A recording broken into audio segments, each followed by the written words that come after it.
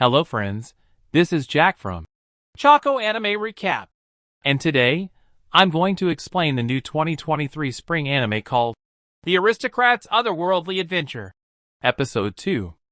But before that, please like this video and share it with your friends.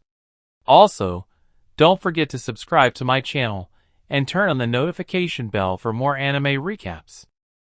Since Cain wanted to be an adventurer, his father decided to help him and assigned him 2 adventurers who would teach him about the magic stuff. Excited at his new class, he wonders about his teachers, including muscular ones and witches. Suddenly, he sees his tutors coming to the mansion and decides to greet them. But accidentally, he falls from the roof and lands on top of the adventurer. The adventurer, who is actually a girl, asks Cain if he's looking for her upper body. Then he has to wait for it. Hearing this, Cain apologizes for his rude behavior, saying it was a mistake. The adventurers named Millie and Nina then greet Cain's father, and he signs a 3-year contract with them, saying they will look after Cain and help him become a good adventurer. At their first training session, Millie asks Cain to show him his swordsmanship, but gets surprised after seeing his brute strength. Nina playfully teases her, saying that despite being 5 years old, he is a lot stronger than her. Thinking this was an insult, she challenges Cain to a mock battle but ends up losing it as Cain totally dismantles her in the battle. Nina will then ask, since he is good at swordsmanship, if she will teach him about magic, as she has the level 3 blessing of the god of magic. As she begins to teach the basic steps, Cain tells her that he already knows them and has practiced them by using the magic book. He also shows her what he can do, including making a water ball and a fire ball, and shooting a powerful rock bullet that pierces through the wall of the mansion. Surprised at his 3 spells, Nina asks if he has the blessings of the god of magic, to which he confirms he has the blessings of both the god of swordsmanship and magic. As they were thinking they have nothing to teach him, since he's already more powerful than both of them, Cain accidentally shows them his other blessing, which is the power of God's magic box. Shocked at another blessing, Nina says they have nothing to teach him and asks to leave the mansion, but Cain tells them to teach him magic lessons outside the mansion, since he never went outside, except for his baptism. They both agree to his request, but first they wanted to convince his father. They tell his father that despite being 5 years old, his swordsmanship and magic are both beyond beginner level, and if they teach him the intermediate level magic in this mansion, the mansion will be torn apart into pieces.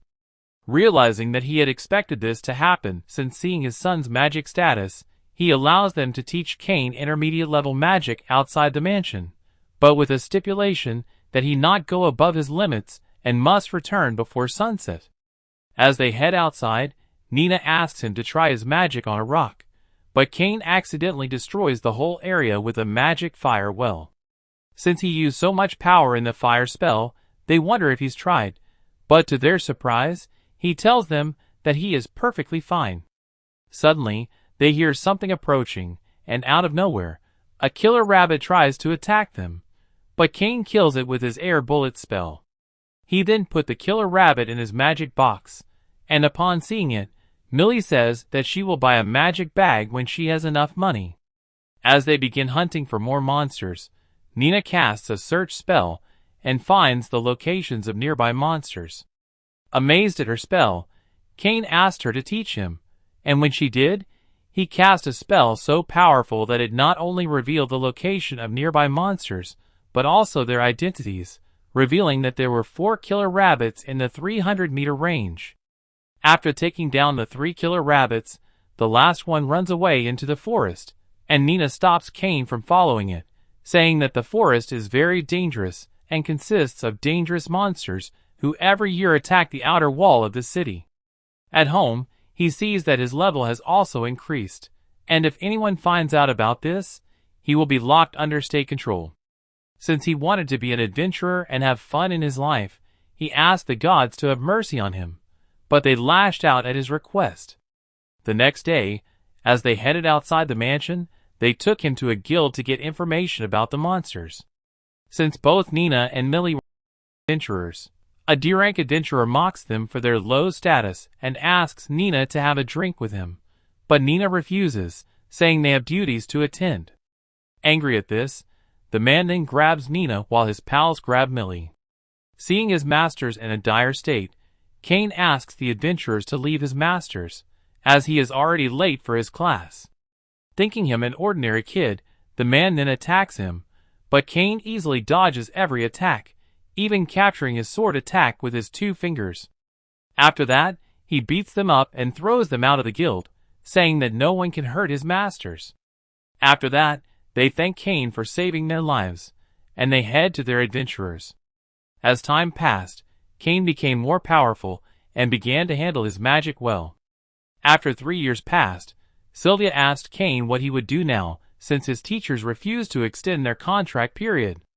Kane tells her that he does not want to rely on adventurers forever, but will do anything to repay them for their generosity. Thinking about their first encounter, Kane realizes that Millie has always wanted to have a magic bag, so he will do it for both of them. He then went outside and started collecting the magic items, including the Blood Ogre and Earth Dragon. Seeing the powerful explosions in the forest, the city guards realize that they are under attack by monsters and head towards the forest to protect their city. Upon reaching the forest, they see nothing but a giant hole and realize that someone must have killed the monsters. To his shock, Graham sees a handkerchief with the logo of his family and realizes that Kane was the one who killed the Blood Ogre and Earth Dragon. The next day, after killing 15 killer wolves, Millie says that despite being 8 years old, he is still more powerful than us, but we are glad to be their masters. After completing his 3 years of training, he thanks Millie and Nina for their hard work and gives them a magic bag that he made himself.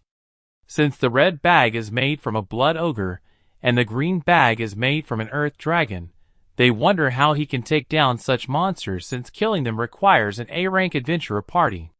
Kane assures them that the material is a little rough, but that the inside is just a normal magic bag, but they get shocked after hearing that they can fit a whole mansion in it.